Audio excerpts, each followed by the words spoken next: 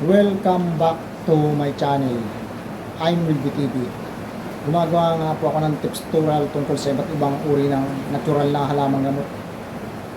Gumagawa din ako ng vlogs tungkol sa iba't ibang uri ng natural na halamang gamot. Kung bago lang po kayo dito sa channel ko, huwag niyo kalimutan mag-subscribe, mag-like, simbol kung ganyan. Huwag na rin po kalimutan i-share sa friends and family. Kung mahilig po kayo dito sa ginagawang pag-tips tutorial and pag-vlog ng iba't ibang uri ng natural na halamang gamot. Bago ko po umpisahan po, bubrags ko ang tips tutorial ko ngayon. Maraming salamat nga po sa old subscriber, old viewer, new subscriber, new viewer. Maraming salamat sa suporta po ninyo. Sana po patuloy niyo suportahan yung channel ko para lalo po mag-grow at marami po natin matulungan na mahirap natin kababayan na umasa sa mga libreng gamutan. Sa paligid ng bahay nila, nakukuha sila mga libre na natural na halamang gamot. Ang tips tutorial ko po ngayon, kung kayo ay nasusuka, nasakit ang tiyan, or naglalaway, lalo na kapag umaga, tanghali, hapon, yan po yung mga gamot na sasabihin ko sa inyo. Pwede ninyo kainin, pwede ninyo inumin, pwede ninyo ipahid sa tiyan ninyo or sa ulo ninyo. Tips number 1, kung kayo ay nasusuka, lalo na kapag umaga, uminom kayo ng maligamgam na tubig. Maalis yung pagsusuka ninyo or naglalaway kayo. Yung maligamgam na tubig, yan po yung inumin ninyo. Nakakatanggal po yan ang sakit ng tiyan, yung mainit na tubig. Tips number 2, kung alam niyo yung sambong, magpakulo kayo ng sambong, 5 pieces na leaves ng sambong hanggang 10, hugasan ninyo tapos pakuluin niyo sa 2 to 3 cups na water, tapos boiling water, 3 to 5 minutes pakuluin niyo. Pag lumamig na, inumin na ninyo yung tubig na pinaglagaan ng dahon ng sambong leaves. Mabisa po yan sa sumasakit ang tiyan yung sambong leaves. Tips number 2. Tips number 3, maglaga kayo ng luya. Kumuha lang kayo ng katamtaman ng dami ng luya, hugasan ninyong mabuti, isama na ninyo yung balat sa pagpitpit, tapos lagayin niyo sa tubig na 2 tasa or 2 baso or 3 baso. Mas mabisa, maliit yung tubig para medyo mahangang siya. Mabisa po yung nakakatanggal ng sakit ng tiyan, yung tinatawag na salabat. Yan po yung tips number 3. Tips number 4, kung kayo ay nasusuka, tapos naglalaway kayo, nasakit yung tiyan ninyo, uminom kayo ng alak, red wine o white wine.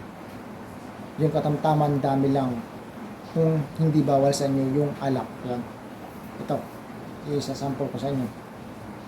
Yan. Tips number 4.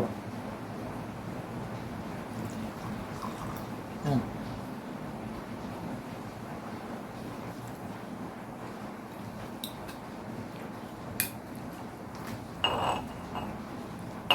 Tips number 4. Alam ba niyo ang alak?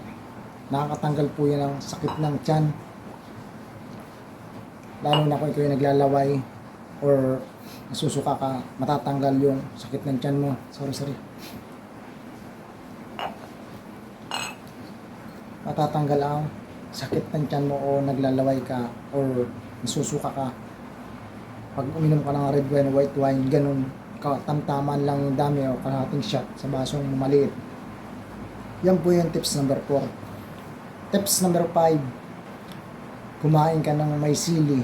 Kung mayroong sabaw sa inyo, halimbawa nasakit ng tiyan mo, nasusuka ka, tapos may sinabawan sa inyo na isda o sinigang na isda, sinigang na karning baboy, sinigang na baka, sinigang na kahit anong sinigang na ulam, kuha lang kayo ng sabaw na katamtaman dami. Kuha ka ng 3 pirasong sili, durugin ninyo. Ang sili, nakakatanggal po yan ng sakit ng tiyan o nakakapag-control ng pagsuka or naglalaway ka. Yan po yung tips number 5, yung sili. Gamot sa nasakit ng tiyan, nasusuka, naglalaway. Tips number 6, tabako. Tabako, yung tabako na tinatanim na natural, ang gawa doon, binibilad yung dahon na sariwa, tapos pag natuyo, ginagayat na maliliit, ginagawang sigarilyo. Pero kung wala kayong tabako, the meaning, nakakatanggal ng sakit ng tiyan o naglalaway ka, tapos nasusuka ka, magsindi ka ng sigarilyo. Epektibo po yun ang kakatanggal ng pagsusuka or paglalaway o nasakit ang tiyan mo yung sigarilyo.